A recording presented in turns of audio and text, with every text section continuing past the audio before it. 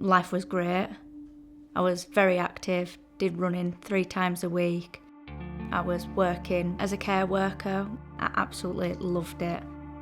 I was in a lot of pain in my legs, and I remember crying to my mum that I was in agony and asked her to take me to the hospital. I knew something wasn't right. There was quite a big delay in getting checked out. When the surgeon woke me up, he actually showed me that I'd amputated below the knee. I could still feel my leg. I didn't believe him, and I just broke down and cried. Life wasn't worth living with one leg. When I got let home, we didn't have any help or anything, so it was just my parents helping me. Sleeping on the sofa, had a commode, so I had to go to the toilet in the living room. Me and Molly first met through a group of friends. Something clicked, something told me beneath Molly's tears and trauma there was just that little beautiful soul just ready to itching at the surface to get out. I met him a month after I came out of hospital. I knew at that moment that he was someone special. I was the man that was sworn to protect her and care for her, and I then began to feel selfish. I'm just experiencing this with Molly, but Molly's the one that's living this life.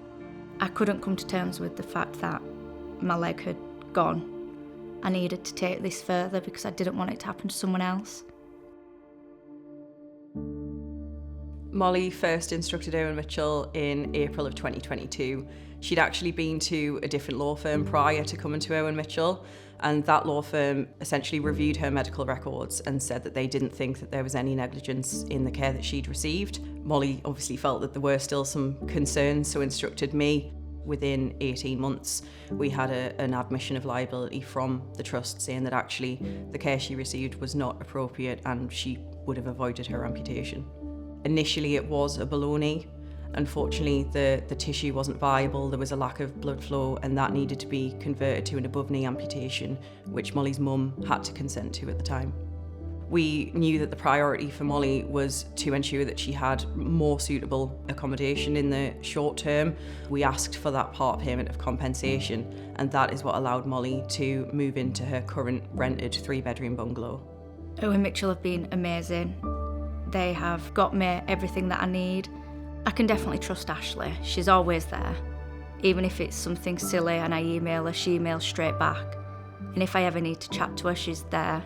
She's been able to privately commission a prosthetic limb, which she is now going through intensive physiotherapy for to essentially learn to walk again. The change that I've seen in Molly since she's had the new prosthetic limb and been undergoing the rehabilitation is phenomenal.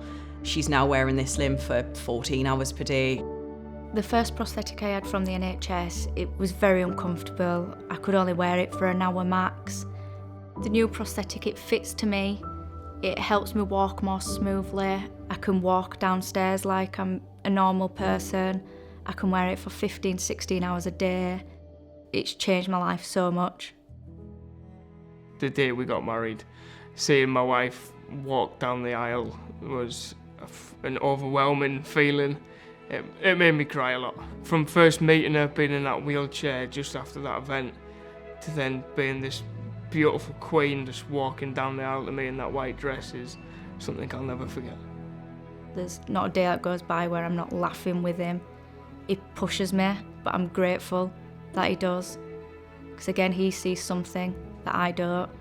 It's amazing to see how Molly's doing now and to hear of the progress that she's making. I know that she works very, very hard. The achievements that she's making along the way make my job worthwhile. I never imagined that I'd have the life that I have now. I'm very happy. I've got a brilliant husband, brilliant family, and I just never imagined that this would be my life.